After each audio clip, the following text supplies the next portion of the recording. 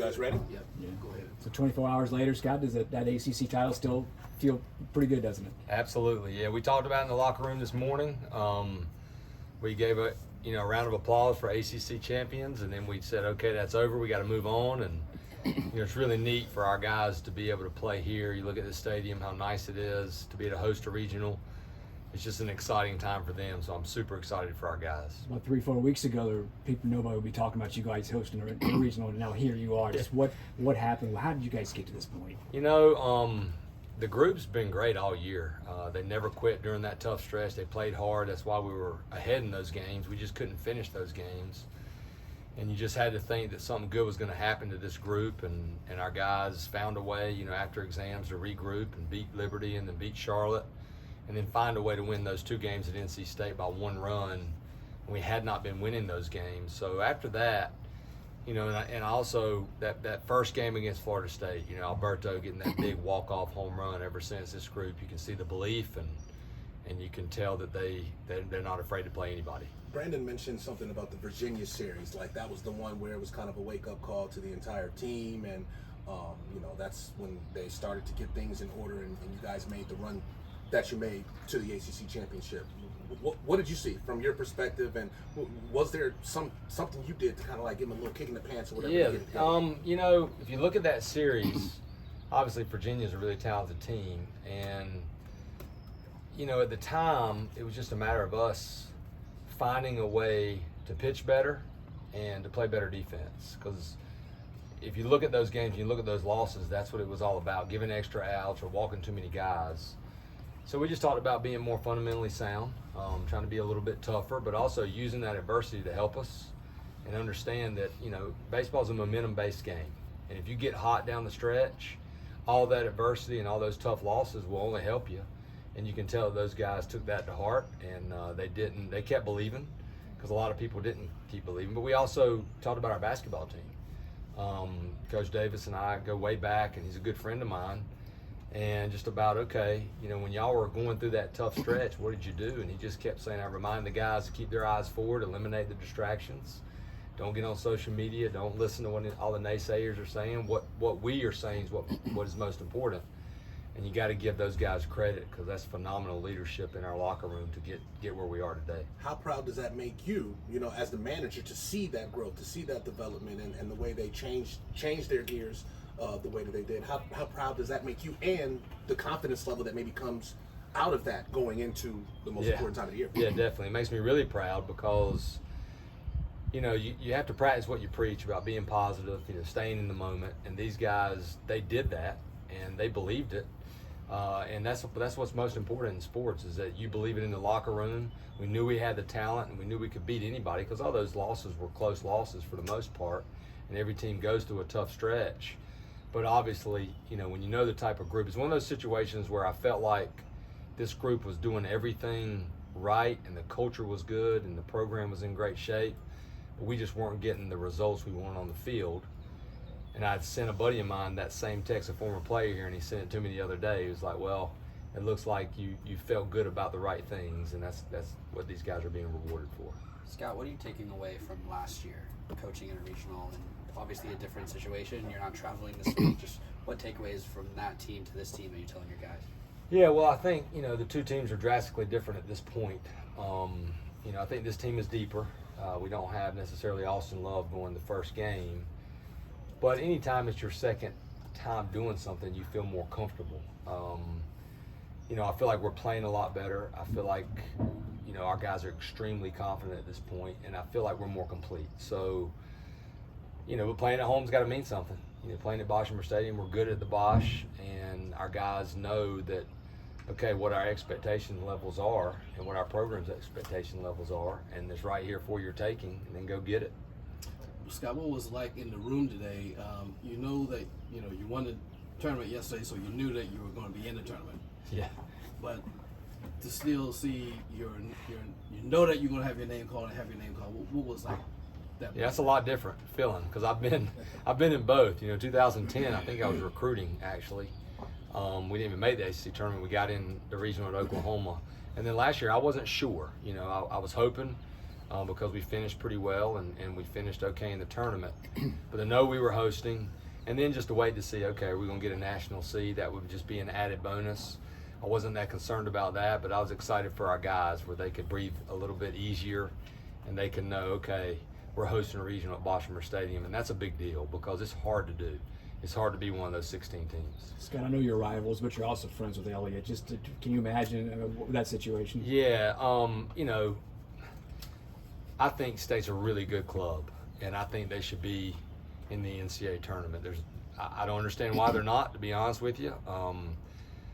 And I'm confidently saying that I think that they're better maybe than some of the teams that got in, but that's not my job. I just hate it for them because they're in our league and they're good people and they have a heck of a team. What does that tell you about your margin for error in the past few weeks? I mean, it tells you all you need to know. Like, we start Thursday night against Florida State. We're not even in the ACC tournament. And, if Alberto doesn't hit that walk-off home run, who knows? That's just the way it works in sports. You can be really low or really high, really, really fast. And that's how good our league is this year. And that's what I was most disappointed in is only, 9 teams? I thought we definitely should have had 10. Along those lines, when you look at your team's resume, had 20 quad 1 wins, which is tied for the most in the country with Tennessee, who's the number 1 overall seed, top 10 strength of schedule. Were you surprised this team was not a national seed? A bit of me, part of me was, because we can control your non-conference scheduling, and we feel like we play good teams in our non-conference, playing Coastal Carolina and East Carolina, beating East Carolina 2 out of 3. But they have a committee for a reason, and I did tell my wife last night. I just said, for some reason with this team, I just don't think. I think we deserve to be a national seed, but it won't surprise me if we're not, because our path is our path, and with nothing with this team will surprise me. And but I do feel like we should have been one of the national seeds. Do you know what you want to do rotation-wise, and if not, kind of what goes into that this week? Yeah, we'll definitely throw Carlson or Schaefer one of those first, the first game, and the other one will throw game 2. I don't know yet. We'll look at Hofstra, see how many lefties they have, how many righties. Carlson's responded really well in those 4 days. Schaefer would be on a full rotation, so whether or not we want to make sure he stays on that rotation or vice versa, it'll be a matchup thing for sure. Scott, you've played 10 straight ACC games now. How do you sort of reset to face off against 3 teams that you're not as familiar with, Hofstra, VCU, and Georgia? Well, thankfully now it's not like it used to be. I give our coaches a hard time. We used to have to drag the ESPN little red thing to scout opponents or call people. Now you have sophisticated video, so you can have a scouting report done pretty fast. So we'll just prepare for them just like we do with ACC teams, and that's the great thing about our league. I don't think there's anything we will see unless we face a knuckleballer that we haven't seen, and that's the benefit of playing in a great league. You're prepared for anything, and now it's just a matter of getting these guys ready. And again, I think playing in a big game like that Sunday against your rival packed house really will help our guys this week playing in a regional. Schaefer mentioned his development of the changeup this year being a strong third pitch for him. Can you kind of take me through, like, even putting that on him and feeling like he could that was something he could develop and it could be effective by this point of the season? Yeah, Coach Gaines, our pitching coach, he's really good. He's really good with changeups too. So they spend a lot of time in the bullpen. When you're a starter in this league, if you can get that third pitch, it can really help you, especially if you're left-handed against right-handed hitters, getting you something coming off your fastball. So they just spend a lot of time on it. Brandon spent a lot of time on it, and it's become a weapon of his. Obviously, he's still going to pitch off his fastball, but at least we know now with Brandon Schaefer going into a game, if he doesn't have that sharp slider, he can equalize lefties or righties with his changeup. And Brandon also mentioned the first time you guys came out to see him, I think it was his freshman year at JUCO, and he didn't pitch very well. What kind of made you guys stay with, this guy might have the talent? Yeah, actually, Coach Woodard was our pitching coach then, and a buddy of mine at Potomac State, their head coach, called me and said, hey, I think this kid's got a chance to be pretty good. He's athletic. He's got a good slider. So I sent Coach Woodard to go see him, and he just had a bad day. But we stayed in touch with Brandon. And then Coach Gaines, it's really a great story. He was in his office one day and he said, I just got off the phone with this junior college kid. His numbers are unbelievable. He's got like 4 walks, 80 strikeouts. His name's Brandon Schaefer, and I was like, wait a second. Brandon Schaefer. He came on a visit. And he was like, no way. And then all of a sudden, 2 days later, we offered him. He had already come on a visit, so he didn't have to come again. He committed over the phone. So lucky for us, he didn't get mad at us, for not offering him early. Anybody else? I got one more question. Okay. Can you take me through the "this is freaking awesome" saying, like the birth of that? I honestly don't know. Obviously, it must be something that I say and say often.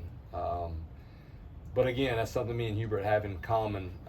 We try to hold our guys accountable. There are a lot of young kids at all of our games, and I think it's important that we all, the way we speak and not, our language is good. So I guess I say freaking, and I've been excited a time or two, for these guys, and I couldn't help it because this is a really special group. And again, I have been a coach a long time, but this is my second season as a head coach, and to see a lot of guys come back for the right reasons, led by Angel and Danny, who had an opportunity to sign professionally, it meant a lot to me. That means they believed in me and our program.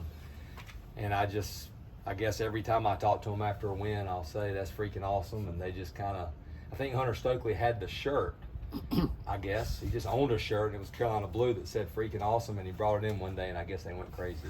When was the first reference by you? What game was it? I have no idea. But apparently, a lot of people that have heard it, all of a sudden, friends and in my family, I have 2 daughters, and my wife said, "You do say that all the time." I said, "I don't even know I say that all the time." So, but I'm glad they took it and ran with it, because they're having a blast, and that's important too. You have to have fun. You look at sports, and kids have so much pressure now. You have social media, you have all this pressure on these kids, and I remind them, it is something you should be enjoying, and you have to play this game. You have to find, okay, I can play aggressive, but I have to be loose, and I have to enjoy competing and enjoy being on the field. I think that really helps you perform well. Well, Scott, what has it been like being a Tar Heel this weekend? You talked about your friends with Hubert, and they made a great run, and the women's lacrosse team won it all, undefeated and everything, and you all take the title. Yeah. Great weekend to be a Tar Heel, huh? Unbelievable weekend, and it's hard for me not to get emotional when I think about it, because I grew up in Sanford, right down the road, 30 miles, and to think back and to think where I am now. Coach Fox gave me the opportunity at North Carolina Westland and giving me the opportunity to coach, but then just being here so long, and really I didn't know growing up what this place was really like, but now I know why it's so special to so many people. It's such a special place and a special school, and every team is so competitive. Our lacrosse team won the national championship yesterday. Talked to Jenny. They went undefeated. That's hard to do. And then us winning an ACC championship, which is extremely hard to do. Just happy really for all the Tar Heel fans, and happy for all of our former players. And you just walk this campus, and there's no other place like it.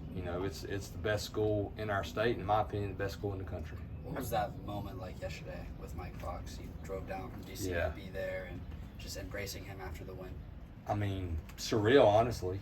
There's still days where Hubert and I talk about it like you're not just living the dream, but you're like, wait a second, am I really the head coach at the University of North Carolina?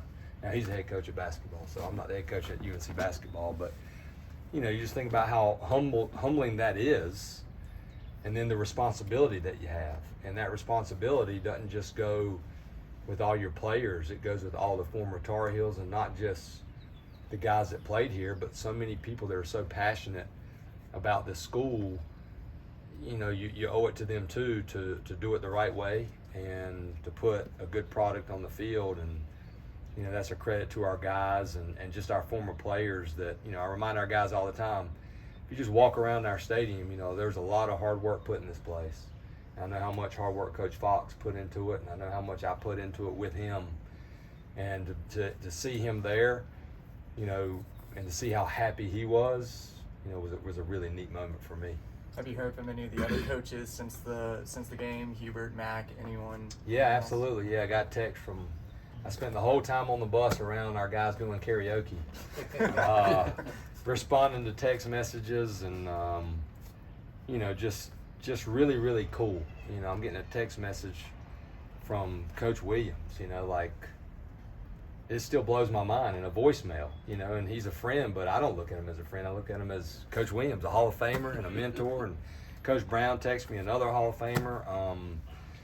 You know, and a lot of coaches in our league text us just about how impressive our run has been, and how much fun it's been to watch us play. And that's probably the thing I'm most proud of with this team is I felt like the whole season they played hard, and they just weren't getting the results they wanted, and they kept on doing that and kept on working. We say hard work always pays off, and it sure is paying off for this group. Let me